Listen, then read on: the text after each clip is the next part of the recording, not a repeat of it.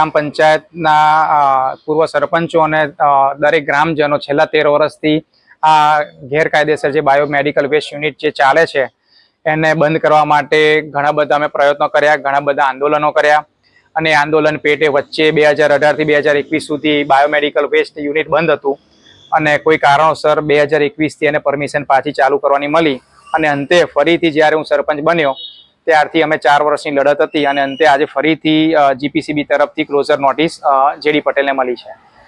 કેરલાની company સાથે MOU કરાર કરેલો હતો. જે જીપીસીબી નો ઓર્ડર આવ્યો છે, જીપીસીબી ના ઓર્ડરમાં એ લોકોએ લખ્યું છે કે એ લોકોએ તપાસ કરી પણ કેરાલાની કંપની જોડે એને કોઈ પણ જાતનું મેમોરેન્ડમ કે કોઈ પણ જાતનું કોલોબરેશન નહીં કર્યું અને ખોટો દાવો જ જીપીસીબી ના તમે જે ક્લોઝર નોટિસ આવી એમાં જોઈ શકો છો. હાલમાં અત્યારે યુનિટ તો બંધ થયેલું છે, તો શું જીબીના કનેક્શનો અને અન્ય કનેક્શનો પણ બંધ કરેલા છે? એની બાબતે મેં જીપીસીબી જે નડિયાદની ઓફિસ સરદારભરમાં આવી એ મેડમને મેં ફોન કર્યો હતો તો એ મેડમ એવું કીધું કે અમે જીબીનું કનેક્શન ચાલુ છે કે કેમ એ સ્થળ તપાસ કરીને અમે તમને જણાવીશું. તો હું 2-3 દિવસમાં એની પણ પ્રતિક્રિયા કરી અને એક લેટર પણ લખવાનો છું કે અમને લેખિતમાં એ લોકો આપે કે એમનું જીબીનું કનેક્શન કપાયું છે કે કેમ.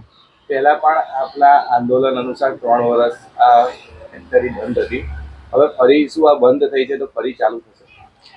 છેલ્લા 13 વર્ષમાં મેં આટલા બધા આંદોલન કર્યા તો ફરીથી અમે આવતા પણ 13 વર્ષમાં આવા જો આંદોલન કંપની બંધ કરવા માટે જે ગેરકાયદેસર યુનિટ બંધ કરવા માટે કરવાના હશે તો મને વિશ્વાસ છે કે દરેક ગ્રામજનો આવું ભેગા મળી અને બંધ કરવા માટેના અમે આવા જ આંદોલનોને ભેગા થઈને કરીશું અને દરેકને સ્વતંત્રતા છે, એને પણ કોર્ટમાં જવું હોય તો જઈ શકે છે. જે ન્યાય પ્રણાલિકા જે છે એ એની મેરે જવાબ આપશે પણ છેલ્લે જ સત્યનો વિજય થશે એવો મને વિશ્વાસ છે. તપાસ દરમિયાન ઘણા પ્રોસેસિંગ યુનિટો બહાર પડેલા જોવા મળેલા, શું કહેવું એ બાબતે? એ પણ જીપીસીબીના ક્લોઝર નોટિસમાં લખ્યું છે કે એ લોકોને એવિડન્સ મળ્યા છે કે જે બાયોમેડિકલ વેસ્ટ કે જે હોસ્પિટલમાંથી કલેક્ટ કરે છે એ પ્રોપર સરખી રીતે બહાર તો નથી અને એનું જે સ્ટોરેજ છે એ પ્રોપર અમુક વાર બહાર પણ બહાર છે એવું જીપીસીબીના જે ઓર્ડરમાં છે એના લીધે પણ એને ક્લોઝર નોટિસ મળી છે. આ બાબતે હવે તમારી શું માંગણી? અમારી માગણી એવી છે કે સરકાર તરફથી ને જીપીસીબી તરફથી કે એને હવે કોઈ પણ કારણોસર ચાલુ કરવાની પરમિશન ના આપે એવી અમારી વિનંતી છે.